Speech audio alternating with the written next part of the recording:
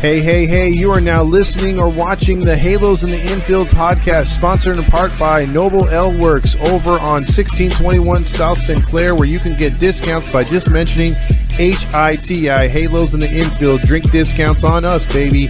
And also by 714 Tickets, 714 Tickets, 714 Tickets. The price you see is the price you get, and you also get 10% additionally off in the Apply Now code once you order your tickets just by mentioning HITI, Halos in the Infield. Now enjoy the show.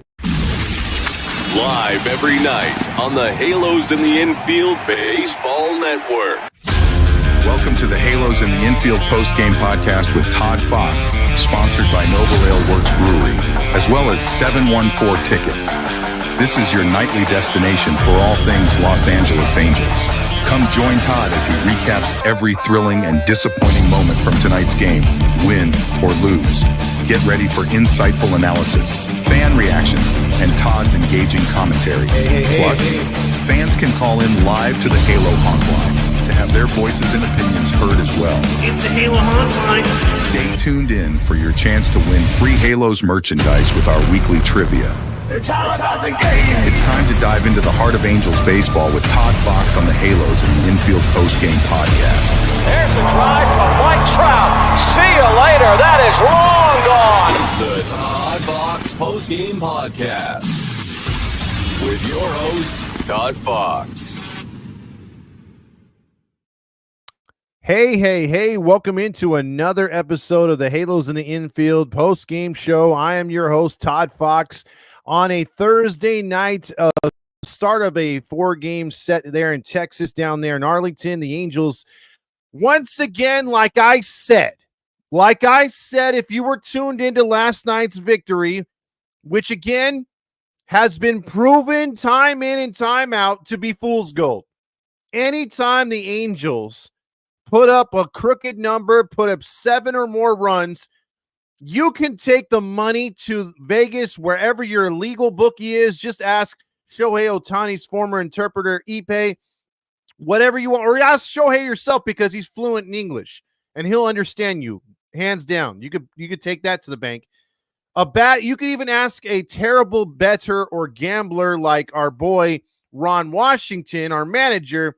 You could tell him the same thing and still make money on it, because the next day after the Angels score 7 to 10 runs, it's an automatic 1-run, 2-run performance. And just like I said yesterday would happen, it happened again.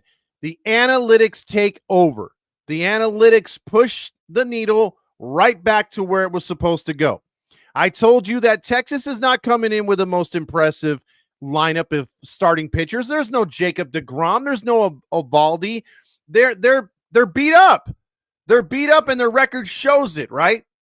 I mean, they should not have beaten us. Kanahowitz pitched his ass off. Again, 50th quality start this season. That's the most the Angels have had in years. They have not had that many since Mike Scioscia was at the helm. And again, you have another quality start by a young and up-and-coming pitcher. And again, you're not giving this guy anything to work with. Again, you're not helping him. His morale's going to be down because, damn, if I make a mistake, which he did in the first inning, he should not be punished for it. You realize I've watched a lot of baseball in my life. And by far, hold that thought, because I have to say, this is the only place where you can get real baseball talk from Angel fans to other Angel fans and vice versa back to me and have a conversation. But not with that out of the way, I've watched a lot of baseball. And for years, especially at home, when the Angels weren't playing, I would root heavily against the Dodgers. I would watch a lot of Dodgers baseball for them to lose. And it blew my mind how teams like Arizona, no matter the record, the Giants, no matter the record, put National League team here before the AL was wide open to come to Dodger Stadium. Those teams would come into Chavez Latrine and they would score in the first inning or two. They'd put up 3, 4, sometimes 5 runs. And the Dodgers starting pitcher would settle down and just pitch his ass off, give him a good quality start. Their bullpen would do the rest. And no matter what, they would either rally to tie it or they'd take the lead or they'd stop maybe a run short, right? Or try to get that starter off the hook. Seen it a million times with the Dodgers, seen it a million times with the other pitchers, teams that have good staffs. The Angels are not supposed to have a good staff. They're really not. They're not supposed to be pitching this well. If you overlook their overall ERA, when it comes, for some reason, their ERA is still freaking high. I think they've had a few starts or starts and a couple bullpen implosions, which has kept their ERA around the 4.60 mark as far as a team. But again, you look at the bullpen and you look at some of these starters who have come through the Angels' evolving door because of injuries and stuff like that, bad performances, and you get a lot of good performances from guys that you weren't expecting to be pitching good. And then the bullpen's just been rock solid. There is no excuse for a team that, again, is not as bad as we think. And I think, again, and no, I don't think, I know that the analytics are just obliterating anything that this team can do on the field. I know that Taylor Ward is a very streaky hitter and he strikes out a lot. I don't even count number 6 or number 23 into these equations. But you mean to tell me that if we took a better, smart approach at the plate and not focused in on dumb, made-up numbers that these fucking nerds pull out of their ass and present as the Bible to the Angels players, if we were to let these guys do what they're supposed to do or train them the right way, or need I say it, call the at-bat per at-bat, meaning if Shonowell's coming up in the 4th inning with 2 outs and nobody on, give him the green light. Maybe he can hit a solo home run because, we love the solo home run. But if Shonowell's coming up in the 7th inning with 2 men on, you have the option of saying, hey, man, you know what? There's nobody out. There's 2 men on. Let's lay down a bunt and surprise them. They're not going to think Shonowell's going to go for a bunt. Let's see if he could do it. If he can't, let's see if he could swing away or pull it to the right side to move those runners over. Let's do it situation by situation. Why do we have to plan out the entire game before it's even played? Because that's what it really comes down to. So it seems like there's a lot. If we were doing analytics, I think it would be more like Numbnuts Nevin last year, where pitchers were only going to the 4th and 5th inning. You weren't getting any quality starts last season. But this year, I think Ron has a control of that, but he has no control over the hitting. Explain to me why Neto had 3 really good at-bats tonight, and then everyone else looked like analytics was just all over them. Like none of them can hit. Like they looked, a baseball bat looked foreign to them.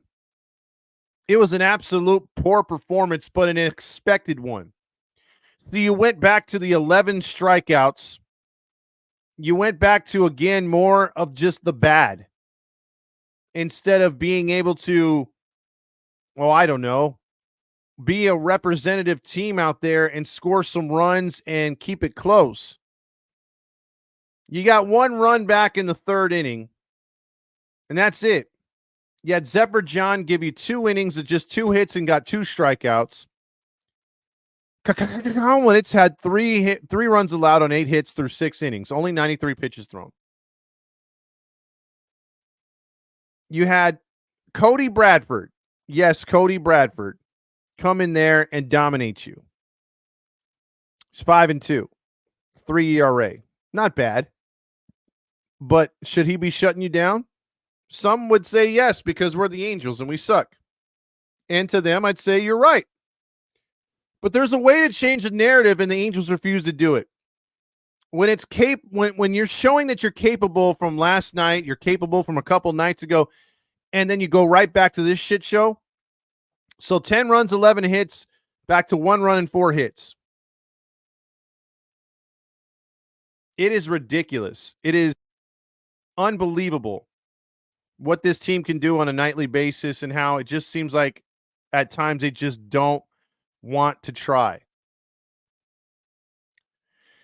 And for all those who are fed up and have, slammed the door on this season and moved on to football, congratulations to you. That's good. You stuck with it this long. Because honestly, I wouldn't have stuck with it this long if I wasn't doing this podcast and I didn't love the Angels so much. But I'm not bad mouthing those that do, that just say, hey, man, enough's enough. I've seen enough. I've seen the same song and dance. And that's what tonight's is. If we had the opportunity to play music and not get copyrighted strikes, it would be Aerosmith's Same Song and Dance.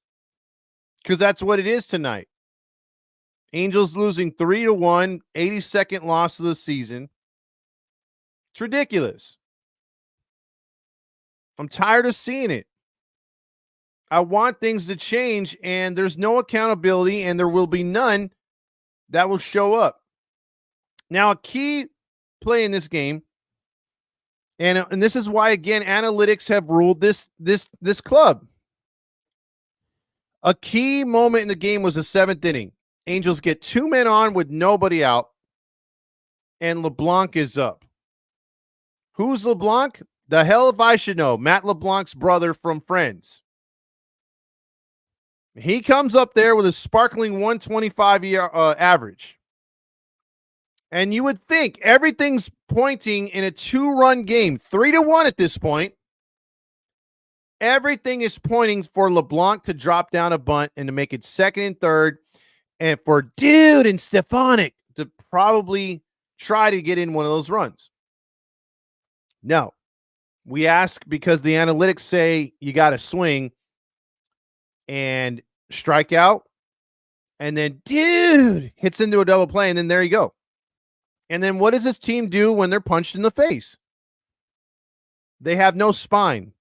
They sit there and take it and do not get off the floor. They just got punched in the gut. That was a tough play. Get your ass off the floor. Get back to playing. Pressure in the 8th. You still got six outs to work with. Now, 1-2-3, 1-2-3, game over. Same freaking song and dance. But don't worry. There's a lot of baseball left to be played. And the season starts tonight, which makes me so horny and me love you long time.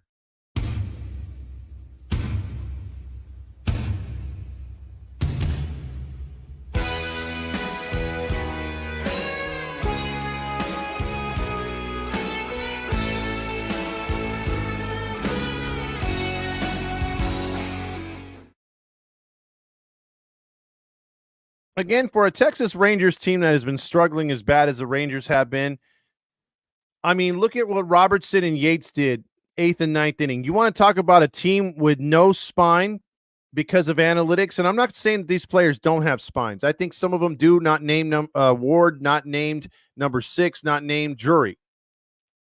But I think a lot of these players do have a spine. They can play. They do take these losses tough. Those 3 players, not so much. They're assholes. But this team does cower severely under pressure. They fold like weak origami.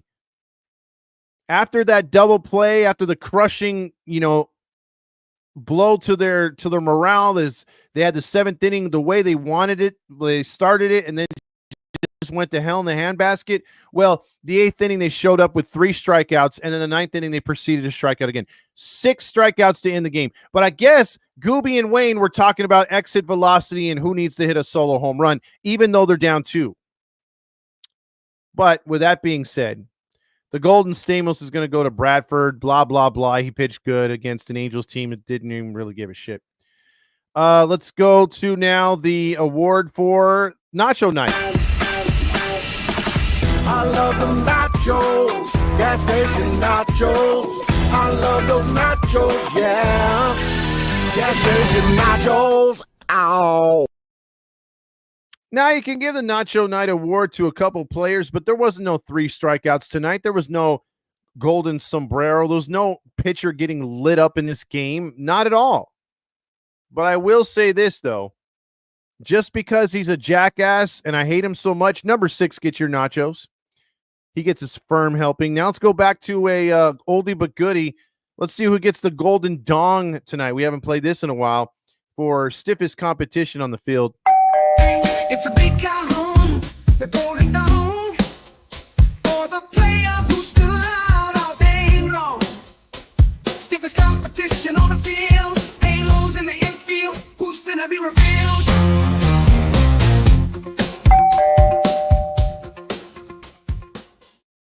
It's been a while, and I hope he makes a return, Calhoun, by the end of the season. But either way, the golden dong, the big Calhoun, will go to two players tonight, and they're both Angels. It's Konowitz, and then our boy Zach Neto, 3 hits tonight. Both stiff competition on there on the field, whether they were pitching on the mound or in the batter's box. Good job on you tonight. As at least they showed up. The rest of the team, not so much. So with that being said, this was not a, Stukas because we didn't win. This was not a blow pin game, which we haven't played too much of the Buttercup, but this was definitely some Savage Garden. I will be strong, I will be faithful, 'cause I'm counting on a new beginning, a reason for living, a deeper meaning, yeah. And I wanna stand with you on a mountain, and I wanna bathe with you in the sea, and I wanna lay like this forever, until the sky falls down on me. Well, Sky fell down on them tonight, and that'll kick us off into the comments as the Angels take the loss tonight. Michael Gibby starts it off. Everyone's favorite Angel fan says 9 straight losing season. The Angels absolutely suck, and they do. And again, I've said it before. I've said it again. Michael gets a bad rap on Facebook, especially. You have a lot of honks attacking him, but he takes shots at the Angels because he's frustrated. We should all show our emotions differently, and yeah, he has the right to say they suck. He's a lifelong Angels fan. Caesar says Angels are garbage. Can we get the season over? It's almost there. NFL is on right now. Big 20 says, yo, the NFL is happening right now. The Chiefs are winning in spritz o'clock. Yes, you did. Actually, he got in with a spritz o'clock before anyone else did. Mateo must not be watching us. A lot of people not watching us, and that's fine. The NFL is king. It sure is, right? And Spritz o'clock, Angels play. Win or lose, we toast today. Sip and cheer, no matter the score. Spritz o'clock, let's pour some more. Spritz o'clock, let's pour some more.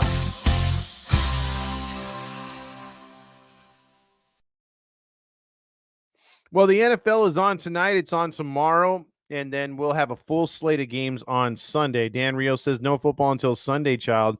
Not necessarily. Can't stay.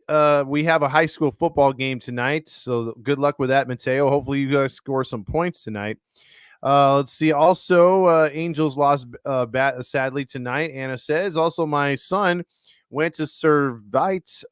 Talk about high school spirit while going to the Angels Angel Stadium for a football game. That is pretty cool. I have seen Modern Day play. I want to see Long Beach or someone. They played there one time.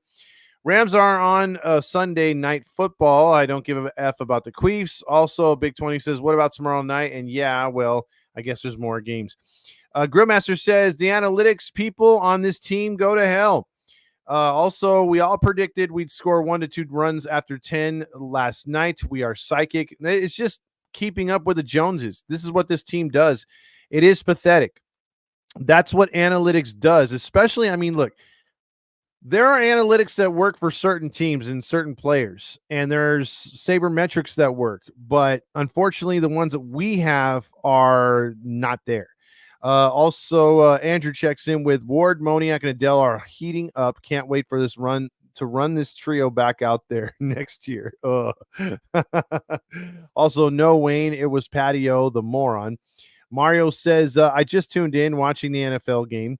Also, we got Gibby is a real one, and he knows ball, and he's good for a laugh now and then, too. Some honks just can't handle that this team sucks, Silent E says. Yeah, that's true. A lot of people can't.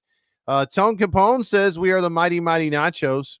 We sure are. Big 20 says we have high school football games tomorrow against La Costa Canyon, and tomorrow is the final day of surfing. And oh, yeah. But this is what happens when you have a team like ours that, again, we're in the dog days of summer. I knew it was going to be brutal this year. At times, I didn't think it was going to be this brutal at right now. I really wanted to see I wanted to come on here and I wanted to say tonight, I was wrong. The Angels came in and they put up 4 or 5 runs and we got a W tonight, 5-3.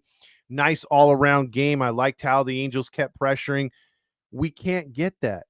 We can't have nice things. We can't be excited about this Angels club because once they get anywhere, they do anything positive, it's 2 to 3 to 4 to 5 steps back.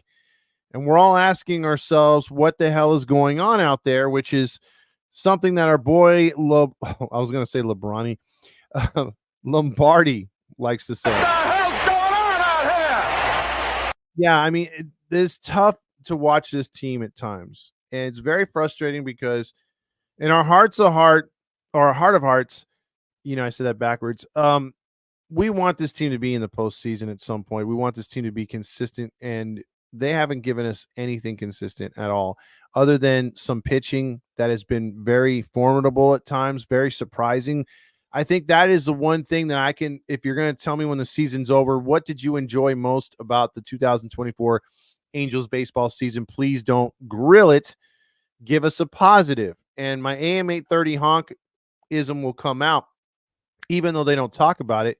They'll flash to the big 3, the young 3. I don't think they hit their strides. You've had too many bad performances by those guys. They've been very streaky. But I look at it this way, the pitching, the bullpen has been a very nice surprise. The starting pitching has not been that bad.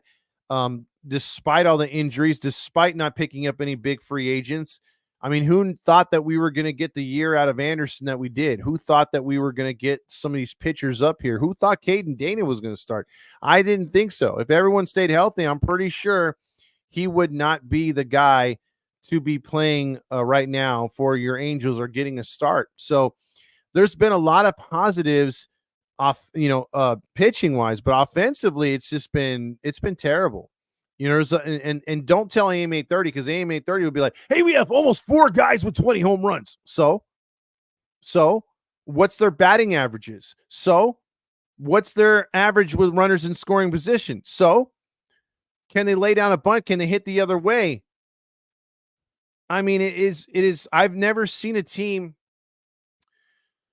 that really has basic fundamentals and a philosophy of hitting the strike zone as the Angels do pitching, and then the complete opposite of just, hey, how the weather goes is how we hit, or we're telling these guys how to hit before they even have an opportunity, like 3 innings ahead. Like it's the first inning and we're planning out the 4th inning. It's sort of like when an NFL coach plans out the first 10 to 15 plays of a game. No matter what, you're freaking planning out a game plan without seeing what actually transpires first. And I think that's what's terrible about this Angels baseball team. I can't stand the fact that we're this bad. Let's see. Also, let's see, Todd, you've never heard of Survive. I didn't say I haven't heard of it. I just said I never watched them. Silent E says, this is my team and I will never go anywhere. I'm a real fan, just like anyone here. And because we endure this shit, we have every night to talk about the shit we want. We earned that right. Damn it. Yes. Yes, we did. Also, Mateo says we're down 13-0 at halftime. Boy, you better get some points on the board, Mateo. There's some pressure right there. I would suggest some play action passes or some trick plays, like a what's it called? What's that play called? We used to call it 86 circle quarter lateral, and that was a what is it called? A pass to a receiver and then a lateral. So it's like a hook and ladder. Do a hook and ladder, reverse, halfback pass, mix it up a little bit. Don't keep running the same shit.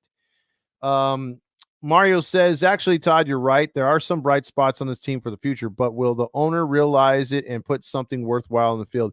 Big question. That is the big question. Will he see that the pitching is right now outshining the hitting? Get the right people in there to fix the hitting. We'll see. Only time will tell.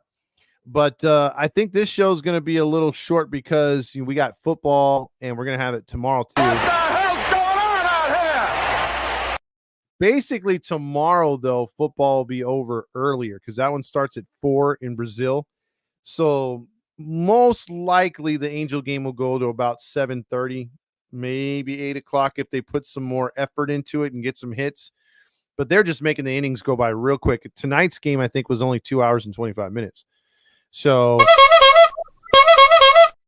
you got to put more effort out there.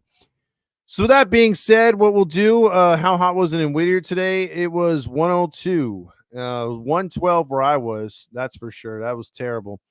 So with that being said, everybody, I will take a hiatus till tomorrow, and we will see where this team lands tomorrow as the Angels lose today 3-1. We are playing out the streak, everybody. 82 losses guarantees us a losing season once again. So everyone have a good rest of your evening. Enjoy the football, and I'll play you out with some.